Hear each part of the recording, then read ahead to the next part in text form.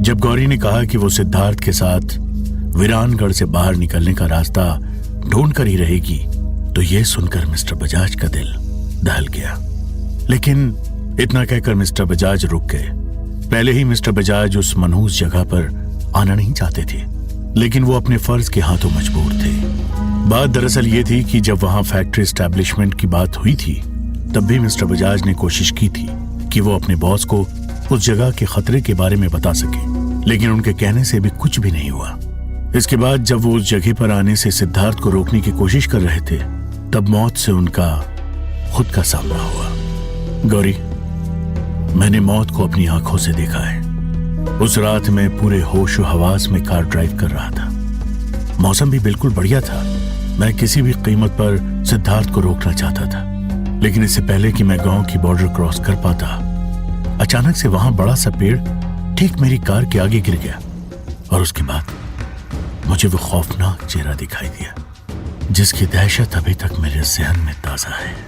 मैं तुम्हें मौत के मुंह में नहीं जाने दे सकता। मैं तुम्हें सिद्धार्थ के साथ वहां नहीं जाने दूंगा।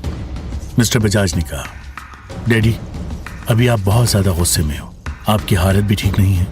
मुझे भी आराम की सख्त जरूरत है। हम इसके बारे में बाद में बात करते हैं। गौरी ने अपनी डैडी से कहा, तुम्हारे पैर पर चोट है, वो भी मुझसे छुपी नहीं है। गौरी, अगर तुम्हें कुछ हो गया तो मैं तुम्हारी माँ को क्या जवाब दूंगा?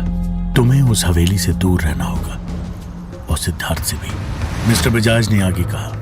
अपने डैडी की यह बात सुनकर गौरी को अचानक बहुत ज्यादा गुस्सा आ गया। डैडी, मैंने आपसे कहा ना कि मुझे आराम की जरूरत है। मैं अभी सोने जा रही हूं। गुस्से में ये कहते हुए गौरी उस कमरे से अपने कमरे में चली गई। कमरे में जाते ही उसने दरवाजे को धड़ाम से पटक कर बंद कर दिया।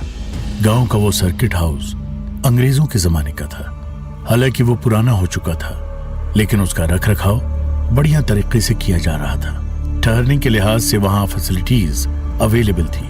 वहां लगभग 10 कमरे, किचन, टॉयलेट, बाथरूम, सभी चीजें थी। लेकिन कभी कभार वहां पर ठहरने वालों को कुछ परेशानियां हो जाया करती थी। उस जगह की देखभाल का जिम्मा दयाल नाम के एक बूढ़े आदमी का था। गांव के दूसरे अजीब लोगों की तरह वो भी बहुत अजीब था। दयाल लोगों से सिर्फ उतनी ही बातें किया करता था जितनी की जरूरत होती। उसे उस गांव के बारे में कुछ भी जान पाना बिल्कुल नामुमकिन था। वो एक एवरेज हाइट का दुबला पतला शख्स था और कई सालों से उस गांव में रहते आया था। सिद्धार्थ और बाकी लोगों को भी उसके बारे में ज्यादा कुछ पता नहीं था। लेकिन सबसे अजीब बात तो ये थी कि आखिर ये बूढ़ा बाबा जो हर वक्त सिद्धार्थ और बाकी लोगों की मदद करने के लिए आगे आया जा रहा था, वो कौन था? गांव में उसका घर कहां था?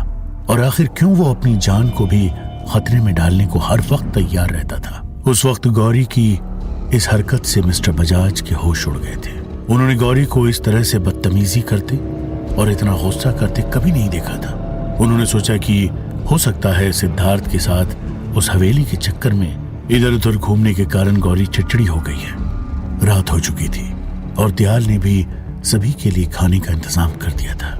जिस दौरान गौरी और मिस्टर बजाज के बीच वो घटना हुई, उस वक्त सिद्धार्थ और बूढ़े बाबा दोनों हवेली से मिली आगे की पहेली को सुलझाने के बारे में सोच रहे थे। सूखे कुएं की राख में जब हो चांद का उजियारा, फूल को करके धूल, मिलेगा आगे का गलियारा। बाबा, ये पहेली तो मुझे आसान लगती है। मेरा मानना है कि हम इसे जल्द ही सुलझा लेंगे, और अगर ऐसा हुआ तो हवेली का तीसरा दरवाजा भी खुल जाएगा। सिद्धार्थ ने बाबा से कहा, बेटा, इस जगह पर रहते हुए तुम्हें एक बात समझ लेनी चाहिए। यहाँ जैसा दिखता है वैसा होता नहीं। हो सकता है आसान लगने वाली ये पहेली बहुत ज्यादा मुश्किल हो। बाबा ने सिद्धार्थ से कहा, बाबा, सूखे हुए तो यहाँ पर बहुत सारे कुएं, हमें बस उस कुएं को खोजना है जिसमें सूखे होने के बावजूद भी हमें फूल दिखाई दे। चांद की रोशनी का मतलब पूर्णमासी के चांद से हो सकता है, तो फिर हमें इस काम को अगले 3 दिनों में आने वाली पूर्णमासी को ही पूरा करना होगा। उससे पहले हमें उस कुएं का पता करना होगा। सिद्धार्थ ने कहा, तुम ठीक कहते हो। चलो, अब खाने का वक्त हो गया है, हम कुछ खा लेते हैं, फिर मुझे गांव में और भी काम है। बाबा ने सिद्धार्थ से कहा। बाबा, आपने कभी अपने परिवार और गांव में अपने घर के बारे में कुछ भी नहीं बताया? सिद्धार्थ ने पूछा। सिद्धार्थ, मैं तुम्हें जो कुछ बता सकता हूं सब कुछ वक्त आने पर बता दूंगा। तुम्हारे और बाकी लोगों के लिए अच्छा यही है कि मैं तुम्हें जैसा कहूं इस गांव में जिंदा रहने के लिए तुम लोग वैसा ही करो। पहले भी मेरी बात ना मानकर तुम्हारे माता पिता उस हवेली में गए थे और नतीजा क्या हुआ? तुम्हारे मैनेजर को भी मैंने यहाँ के खतरे से आगाह किया था। नतीजा तुम्हारे सामने है। आगे तुम्हारी मर्जी। मिस्टर बजाज पहले से ही डाइनिंग टेबल पर बैठे हुए सबका इंतजार कर रहे थे। सिद्धार्थ और बूढ़े बाबा भी खाने के लिए वहां पर आ गए। दयाल, जाकर गौरी को खाना खाने के लिए बुला लाओ, मिस्टर बजाज ने कहा। दयाल ने जाकर गौरी के कमरे में दरवाजा खटखटाया, लेकिन गौरी ने दरवाजा नहीं खोला। दयाल ने यह बात आकर उन लोगों से कही। सिद्धार्थ, मुझे सच सच बताओ, हवेली में आखिर हुआ क्या था? गौरी के पैर पर चोट कैसे लगी और तुम कैसे जख्मी हुए? वहां से आने के बाद गौरी का बर्ताव बहुत बदला बदला सा लग रहा है। वो बहुत ज्यादा गुस्से में लग रही थी। क्या तुम लोग मुझसे कुछ छुपा रहे हो? मिस्टर बजाज ने सिद्धार्थ से कहा। लेकिन गौरी तो बिल्कुल ठीक थी। हाँ, हवेली में उसके पैर पर एक तस्वीर गिर गई थी जिससे उसे चोट आई थी। इससे ज्यादा वहां पर और कुछ नहीं हुआ था और मैं और बूढ़े बाबा हर वक्त उसके साथ मौजूद थे। हमें तो गौरी के बर्ताव में कुछ भी अजीब नहीं लगा। लेकिन वो अभी खाना खाने क्यों नहीं आ रही? चलिए चलकर देखते हैं, सिद्धार्थ ने कहा। गौरी, दरवाजा खोलो। तुम खाना खाने क्यों नहीं आ रही हो? चलो बेटा, खाना लग चुका है। सब लोग तुम्हारा इंतजार कर रहे हैं। अगर तुम डैडी से गुस्सा हो तो उस गुस्से को खाने पर तुम मत निकालो। चलो, जिद छोड़ो और जल्दी बाहर आ जाओ, मिस्टर बजाज ने कहा। कमरे के अंदर से कोई भी आवाज सुनाई नहीं दी। गौरी, दरवाजा खोलो। सभी को बहुत भूख लगी है और तुम्हें भी तो लगी होगी, सिद्धार्थ ने कहा। सिद्धार्थ के कहने के बावजूद भी अंदर से कोई जवाब नहीं आ रहा था। इसी बीच अंदर से अचानक जोर जोर से फूट फूट कर रोने की आवाज आने लगी। मुझे लगता है गौरी मुझसे नाराज है, लेकिन चाहे जो हो मैं उसे अपनी जान का खतरा मोल नहीं लेने दूंगा, मिस्टर बजाज ने कहा। अंकल, क्या ये सारी बातें हम बाद में कर सकते हैं? पहले हमें गौरी से पूछना है कि आखिर वो रो क्यों रही है और रात बहुत हो रही है। हमें खाना खाकर सोना है, सिद्धार्थ ने कहा। रात के लगभग 10 बजने को थे। वीरानगढ़ जैसे गांव में जहां शाम होते ही झिंगूर की आवाज के अलावा कोई दूसरी आवाज तक सुनाई नहीं देती थी, वहां पर ये शहरी लोग अभी तक सोए नहीं थे। अंकल सॉरी, बट हमें दरवाजा खोलकर अंदर देखना चाहिए कि गौरी आखिर बाहर क्यों नहीं आ रही है, सिद्धार्थ ने कहा। ठीक है, चलो देखते हैं। तुम धक्का देकर दरवाजा खोल सकते हो। मैं भी देखना चाहता हूं कि आखिर गौरी रो क्यों रही है, मिस्टर बजाज ने कहा। सिद्धार्थ ने गौरी के कमरे के दरवाजे को जोर से धक्का दिया। दरवाजे के खुलते ही अंदर का नजारा देखकर सभी लोग हक्के पक्के रह गए। गौरी लाल साड़ी पहने हुए, खुले बाल के साथ घुटने पर अपना सर टिकाकर पलंग पर बैठी हुई थी और रो रही थी। कमरे में कहीं भी धुआं नहीं था, लेकिन फिर भी वही हवेली वाली लुबान की मांग आ रही थी। गौरी को देखकर सिद्धार्थ को तुरंत हवेली की लाल साड़ी पहनी हुई उस तस्वीर की याद आ गई। गौरी, तुमने ये क्या हाल बना रखा है? कैसे कपड़े पहन रखे हैं? तुम रो क्यों रही हो? और हम सब कब से तुम्हें आवाज लगा रहे हैं। चलो खाना खाने चलो, गौरी की डैडी ने उसे कहा। चले जाओ यहां से, चले जाओ, गौरी ने गुर्राते हुए कहा। गौरी, तुम ये किस तरह से बात कर रही हो? सिद्धार्थ गौरी के पास गया और उसने गौरी का हाथ पकड़कर उसे उठाने की कोशिश की। गुस्से से गौरी ने ऊपर देखा। उसकी आंखें बिल्कुल लाल थी। माथे पर एक बड़ी लाल बिंदी लगी हुई थी। इससे पहले कि सिद्धार्थ संभल पाता, गौरी ने उसे जोर से सीने पर एक लात मारी और सिद्धार्थ सामने की दीवार से जा टकराया।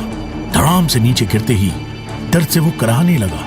मिस्टर बजाज और बाबा दोनों दौड़कर सिद्धार्थ के पास गए और उसे सहारा दिया।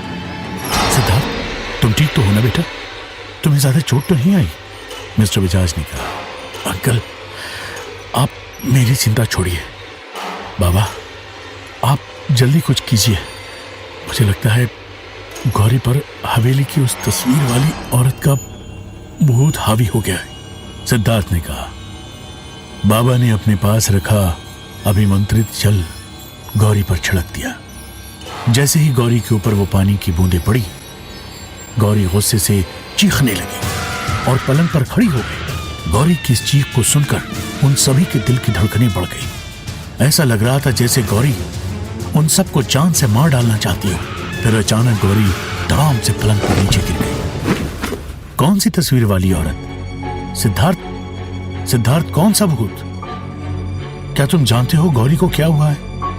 मिस्टर बजाज ने पूछा। मैं आपको सब कुछ बताता हूं। मुझे लगता है अभी कुछ देर के लिए हमें गौरी को आराम करने देना चाहिए, सिद्धार्थ ने कहा। हाँ, ठीक है, हम लोग भी कुछ देर यहीं बैठ जाते हैं। खाना हम थोड़ी देर बाद खा लेंगे। पहले हमें इस बात को श्योर करना पड़ेगा कि गौरी ठीक हो जाए, मिस्टर बजाज ने कहा। जी अंकल, आप ठीक कह रहे हैं, सिद्धार्थ ने कहा। सिद्धार्थ, ये तुमने ठीक नहीं किया। तुम्हें गौरी को अपने साथ इन सब में नहीं घसीटना चाहिए था। मैं जानता हूं मुझे तुमसे इस तरह बात नहीं करना चाहिए। तुम मेरे बॉस के इकलौते बेटे हो, लेकिन गौरी भी तो मेरी इकलौती बेटी है और आज तुम्हारी वजह से वो इतनी बड़ी मुसीबत में पड़ गई है, मिस्टर बजाज ने कहा। अंकल, मैं आपके गुस्से को समझ सकता हूं, लेकिन इन सब में मेरी कोई गलती नहीं है। मुझे तो ये तक नहीं पता था कि गौरी यहां पर आ चुकी थी। उस दिन अचानक पहली बार गौरी से मेरी मुलाकात कई सालों बाद हवेली में ही हुई थी। उस दिन हवेली में मेरे ऊपर अचानक से एक पेड़ गिरने लगा था और ऐन मौके पर गौरी ने आकर मुझे खींच लिया। इतने साल बाद गौरी को देखकर तो मैं ये भी नहीं पहचान पाया था कि वो मेरी बचपन की दोस्त गौरी ही थी, सिद्धार्थ ने अपनी सफाई देते हुए कहा। माना कि उस दिन तुम्हें कुछ नहीं पता था, लेकिन उसके बाद तुमने अपने पेरेंट्स को ढूंढने के लिए गौरी को अपने साथ रख लिया था और ये सब कुछ उसी का नतीजा है, मिस्टर बजाज ने कहा। अंकल, आप फिर से मुझे गलत समझ रहे हैं। मैंने गौरी को अपने साथ चलने के लिए नहीं कहा था, बल्कि उसी ने कहा था कि वो एक आर्कियोलॉजी स्टूडेंट है और राजस्थान की पुरानी हवेलियों और महलों पर रिसर्च कर रही है। वो खुद ही चाहती थी कि वो इस भूता हवेली के बारे में तमाम राज दुनिया के सामने ला सके, सिद्धार्थ ने कहा। इन सब बातों का वक्त अभी नहीं है सिद्धार्थ, तुम भी जानते हो कि बस 3 दिन बाद पूर्णमासी है। पूर्णमासी की रात इन बुरी आत्माओं की ताकत कई गुना बढ़ जाती है। हमें हवेली वाले पहेली को तो सुलझाना ही है, साथ ही उसके पहले गौरी का ठीक होना भी जरूरी है। आज तक कभी ऐसा नहीं हुआ कि उस हवेली के भूतों ने किसी को जकड़ा हो और यूं ही छोड़ दिया हो।